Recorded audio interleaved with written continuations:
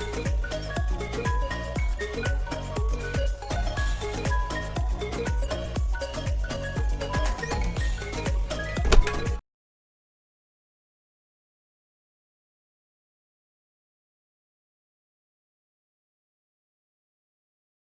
हम बात करते हैं क्लास 12th हिंदी व्याकरण का जो मोस्ट इम्पोर्टेंट क्वेश्चन होता है, फंस जाता है, जैसे रस, छंद, अलंकार। ये तीनों हम आप सभी को उदाहरण सहित आसान शब्दों में बताने वाले हैं। तो पहला हमारा क्या है, रस। तो रस में सबसे इम्पोर्टेंट कौन सा रस है, श्रृंगार रस। श्रृंगार रस क्या है, जब विभाव, अनुभाव तथा संचारी भाव का संयोग होता है तो रति रति नामक स्थायी भाव की उत्पत्ति होती है, जिससे श्रृंगार रस कहते हैं। उदाहरण, देखी रूप लोचन ललचाने। देखी रूप लोचन ललचाने, ये श्रृंगार रस का उदाहरण है। हमारा मोस्ट इम्पोर्टेंट जो है वीर रस। वीर रस किसे कहते हैं, तो वीर रस जब विभाव, अनुभाव तथा संचारी भाव का संयोग होता है तो उत्साह उत्साह नामक स्थायी भाव की उत्पत्ति होती है, जिसे हम वीर रस कहते हैं। तो उदाहरण देख लेते हैं, बहुत बढ़िया उदाहरण है। उदाहरण देखिए, बुंदेले हरबोलो। बुंदेले हरबोलो के मुख से हमने सुनी कहानी थी, वो खूब लड़ी मर्दानी जो झांसी वाली रानी थी। तो ये वीर रस का उदाहरण है, आप लोग सभी तैयार कर लीजिएगा। फिर आ जाते हैं, सबसे मोस्ट इम्पोर्टेंट है क्या, हमारा हास रस। हास रस क्लास 10 से पढ़ते आ रहे हैं, ये हमारा मोस्ट इम्पोर्टेंट क्वेश्चन है, इससे बाहर कोई नहीं आने वाला है। तो हास रस देखते हैं, जब विभाव, अनुभाव तथा संचारी भाव का संयोग होता है तो हास नामक स्थायी भाव की उत्पत्ति होती है। आपको अगर उदाहरण पता है तो आप सभी का बना सकते हैं, क्योंकि इसका सिर्फ स्थायी भाव चेंज करना है, बदलना है, स्थायी भाव चेंज करना है। फिर आ जाते हैं, उदाहरण देखते हैं हास रस का क्या होता है। बुरे समय को देखकर बुरे समय को देखकर गंजे तू क्यों रोए, पर गंजे तू क्यों रोए, किसी भी हालत में तेरा बाल न बाका होए। किसी भी हालत में तेरा बाल न बाका होए। अब ये हमारा मोस्ट इम्पोर्टेंट क्या है, अलंकार। अलंकार में हमारा मोस्ट इम्पोर्टेंट कई क्वेश्चन है, जैसे उपमा अलंकार। उपमा अलंकार, जहां पर उपमेय की तुलना उपमान से समानता के आधार पर की जाती है, वहां पर उपमा अलंकार होता है। क्या होता है, उपमा अलंकार होता है। जैसे उदाहरण में देखते हैं, राधा के चरण राधा के चरण गुलाब के समान कोमल है। तो राधा के चरण गुलाब के समान कोमल है, उपमा अलंकार का उदाहरण है। इसको तैयार कर लीजिए आप सब। दूसरा हमारा मोस्ट इम्पोर्टेंट क्या है, अलंकार, श्लेष अलंकार। कौन सा अलंकार, श्लेष अलंकार। जहां पर कोई शब्द एक ही बार आए लेकिन उसके अर्थ अलग अलग हो, वहां पर श्लेष अलंकार कहते हैं। जहां पर कोई शब्द एक ही बार आए लेकिन उसका अर्थ अलग अलग हो, उसे ही श्लेष अलंकार कहते हैं। उदाहरण देखिए तब समझ में आएगा। अब उदाहरण में है, इसका मोस्ट इम्पोर्टेंट उदाहरण है, प्रीतम बतला दो लाल मेरा कहाँ है। प्रीतम बतला दो लाल मेरा कहाँ है। तो एक लाल का मतलब होता है बेटा, और दूसरे लाल का मतलब होता है रत्न।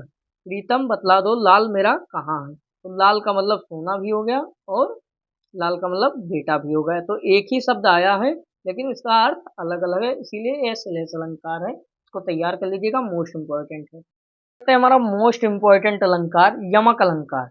जहां पर कोई शब्द जहां पर कोई शब्द एक से अधिक बार आए लेकिन उसका अर्थ अलग अलग हो, उसे ही यमक अलंकार कहते हैं।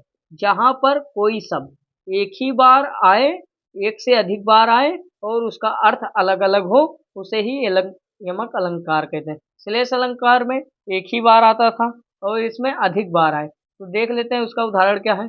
जैसे पहला उदाहरण है, काली घटा का घमंड घटा। काली घटा का घमंड घटा। तो काली घटा मतलब जो काला काला काली घटा है, इसका घमंड घटा मतलब काली घटा जो पहाड़ है वो घट मतलब बादल है घटा, और घमंड घटा जो घमंड होता है, अभिमान, वो घटा। फिर आ जाते हैं, दूसरा देख लेते हैं क्या है। दूसरा है उदाहरण, सोना कितना सोना है सोने जैसा तेरा मन।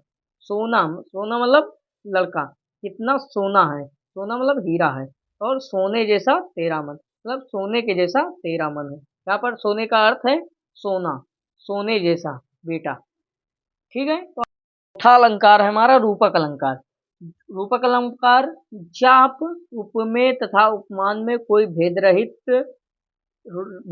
रहित ना हो अर्थात दोनों एक जैसा हो तो उसे रूपक अलंकार कहते हैं। जैसे उदाहरण में चरण कमल बंदो हरिराई, चरण कमल बंदो हरिराई, ये रूपक अलंकार का उदाहरण तैयार कर लीजिए, मोस्ट इम्पोर्टेंट।